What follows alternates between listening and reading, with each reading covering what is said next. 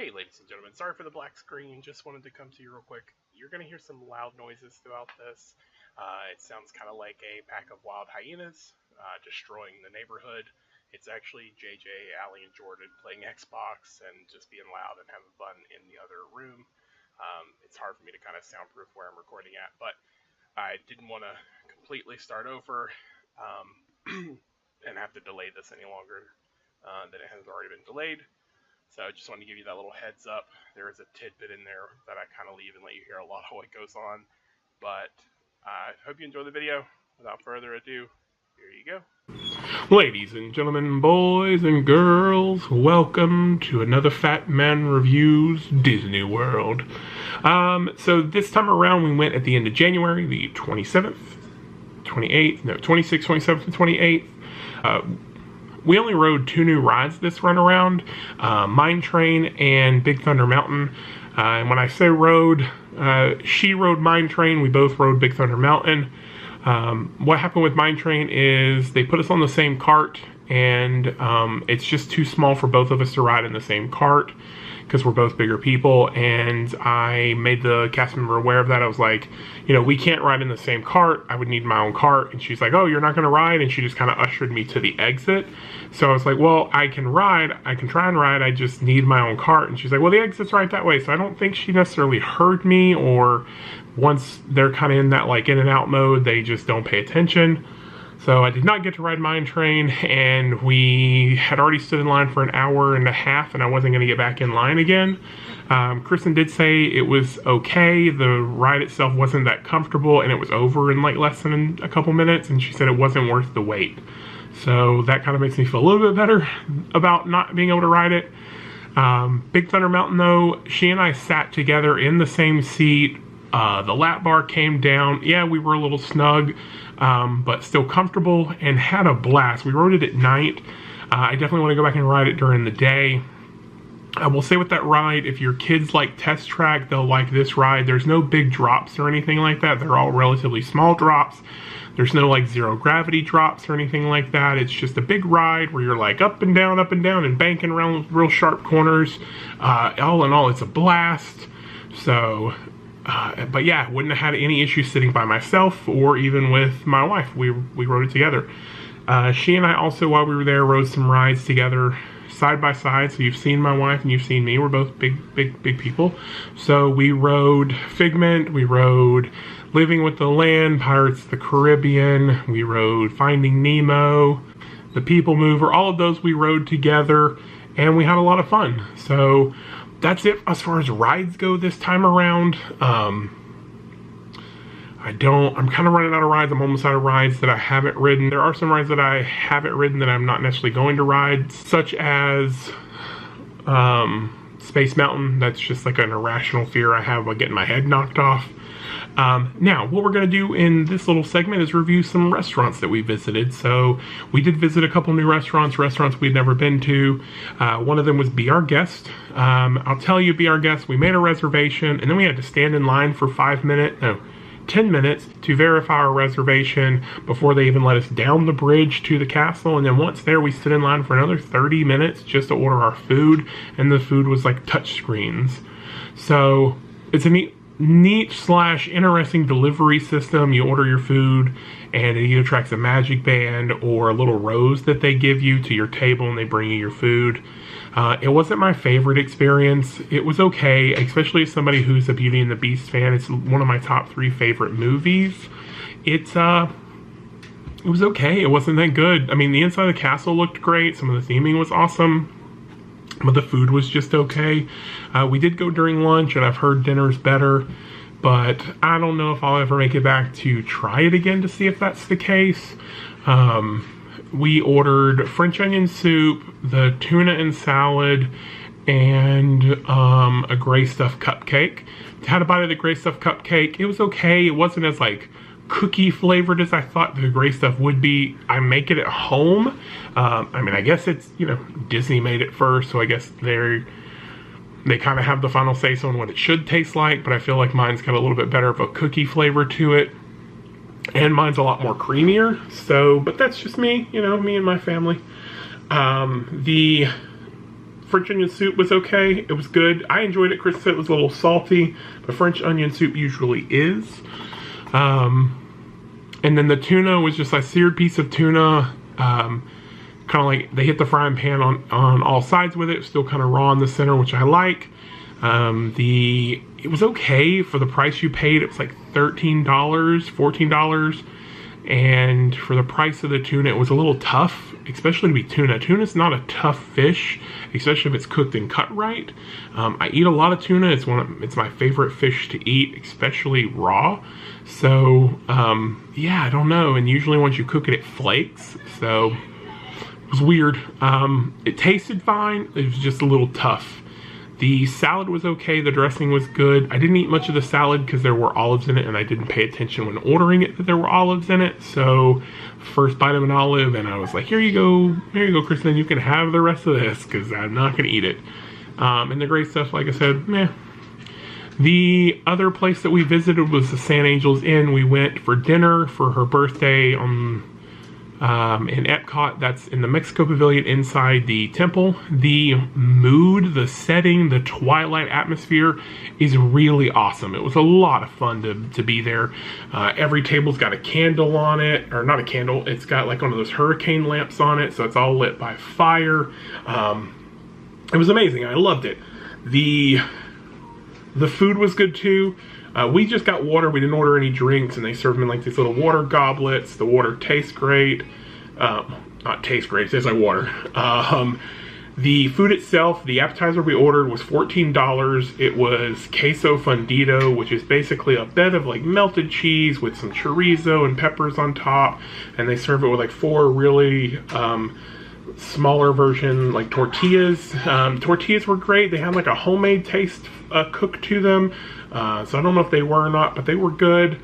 The chorizo and the cheese was excellent. I'm a big chorizo fan anyway, so it's hard to really upset me as long as the chorizo tastes like it should. That spicy, sausagey kick to it.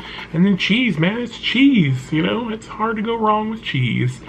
Then the main course that we split the Mexican combination, which had some braised pork, a chili relleno, and 2 little enchiladas with like a green tomatillo, so like a verde sauce, what most people call it. The braised pork was fork tender. I stuck my fork in it and twisted it. It was like it was just so tender. It had a really good flavor. They used like an adobo pepper sauce, and it was great. It had like a good earthy flavor to it, real rich. The chili relleno had the same sauce on it. Kristen said it was a little too breaded in her liking. She grew up among a lot of like families from Mexico, people who came to America and lived in California and stuff, so she's used to having like authentic. So she's a little picky sometimes when it comes to her Mexican style dishes. She said it was a little breaded. I really enjoyed it. The unique thing that I enjoyed about it was most chili rellenos are stuffed with cheese. This was stuffed with like a bean mixture, and it was so good. The one thing I didn't care for was the enchiladas. There were 2 little chicken enchiladas. They weren't, to be on a plate next to the other 2 items, they were very just okay. Like there was no like seasoning that kind of like really popped about them. They were just enchiladas. Could have got them anywhere, to be honest with you. They also do give you free chips and salsa to begin your meal. And it comes with 2 salsas. One is a red sauce. It's supposed to be the spicy sauce.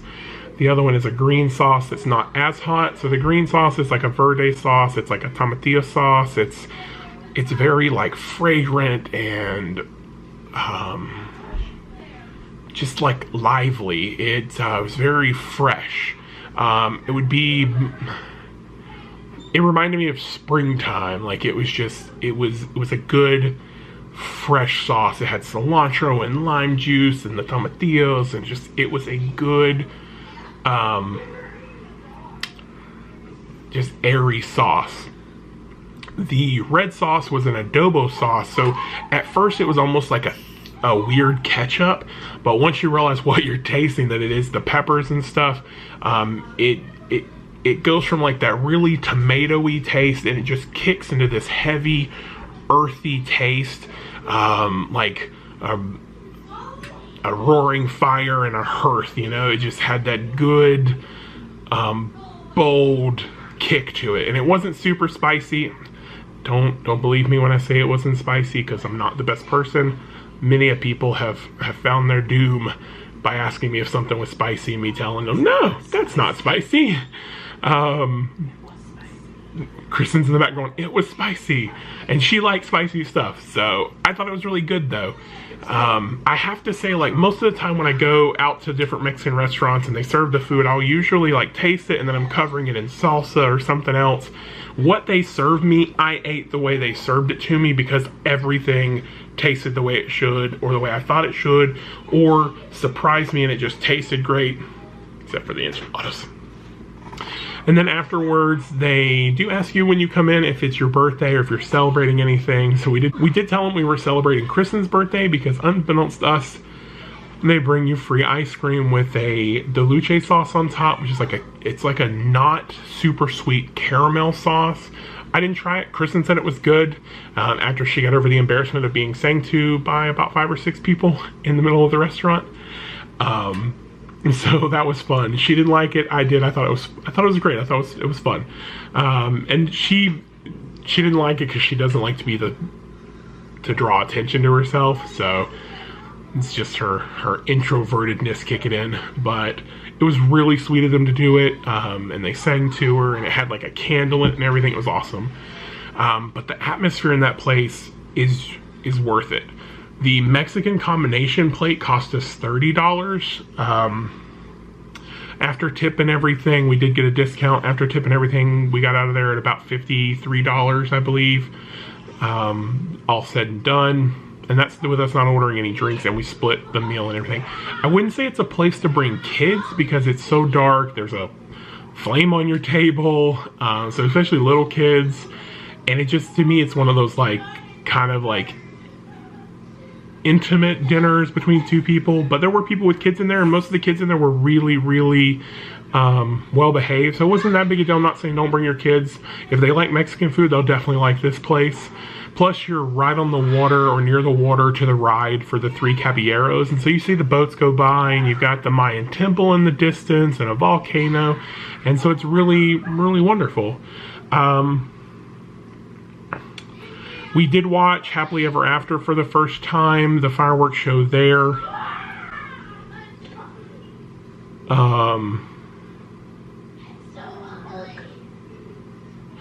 So that was all the other place we did try was Jock's Hangar Bar in Disney Springs. Kristen had a couple drinks. She had a Moscow Mule, which she enjoyed, was her favorite one that she had. And the other one was a crazy monkey, a golden monkey, which is like a pale ale, like a blondie almost, she said. And they were both good, but the Moscow Mule was her favorite. And then we ordered an appetizer of their tuna tacos. So you get 3 tacos. Each taco's got like a fresh jalapeno. You can squeeze lime juice on it. I ate 1.5 and she ate 1.5, and they were really good. Really, really enjoyed those. I don't have my receipt for that place, so I think I got out of there with about $30 after tip and everything. And I don't have my be your guest receipt, but I think it was about $30 as well. Let's see. So that's all the food places new that we ate. We did watch a couple fireworks shows this time around that we've never watched. We watched Illuminations, and that was awesome. It was really cool. For it to be out in the water and stuff. We actually fast passed it, so we were in the special fast pass area and stuff like that right up front. And that was cool. You know, because we go so often, I can waste a fast pass on something like that. The other fireworks show we watched was Happily Ever After. Now, I'm going to tell you that when it comes to fireworks and a lot of the vlogs and stuff I watch, I tend to skip over them because I've watched them through once or twice, and they're not that enjoyable just watching them on the screen. They're cool, they're pretty, the song's awesome, but man, the first night we were there, we watched Happily Ever After, and the emotional just nostalgia and everything kicked me right in the gut, and like I boo-hooed through like a good portion of Happily Ever After. I love the song, I love the fireworks. Now keep in mind, we never got to see the fireworks show before this, which I believe was called Wishes, but this one just blew me away. And Illumination was good, but Happily Ever After is definitely my favorite out of the two. So definitely stick around and watch the fireworks shows because they're amazing. Like, I know you can see them on plenty of vlogs and stuff like that, but they're just in person. They're emotionally riveting. So definitely check those out. You know, with the illuminations, what was kind of interesting is they do a lot of fire, and like even as far as we were a good 200 to 300 yards away from it. They do this big like giant fireball thing, and you can feel the heat from it, and that was pretty intense. Again, Illuminations was gorgeous. It was fun to watch. They had a lot there. Happily Ever After is my favorite. Kristen said Illuminations was hers because the way they do all the lights and stuff. For me, Happily Ever After was just a ride through my childhood, and the castle display and the fire. Like I choked up big time watching it. So, other than that, we saw Disney Springs. Like I said, we went to Jock's Hangar Bar. We did go visit Disney Springs for the first time, and it was cool. You know, it was a nice little place to walk around. It's really just like a shopping mall outside, though, with a lot of places to eat. So if you have a spare day and you want to just walk around and see things and check out stores and stuff, that's a place to go. A lot of cool bars and stuff. But other than that, that was it. Nothing else new. Those are the things we enjoyed. Let me know if there's something else you want me to try, a place you want me to eat at, or a ride that I haven't ridden that you would like to see if I can ride, or if I've got any thoughts. Maybe it's a ride I've ridden and I've forgotten to talk about it. I do have my other 3 Fat Man reviews where we talk mostly about rides and stuff like that. So check those out if you haven't. Only for now, ladies and gentlemen, I really hope you enjoyed this. Let me know what you thought of this one. Let me know if there's anything you would like to know. Any questions you would like me to answer, I'll definitely do my very best. But for now, we say, love you guys. Till tomorrow.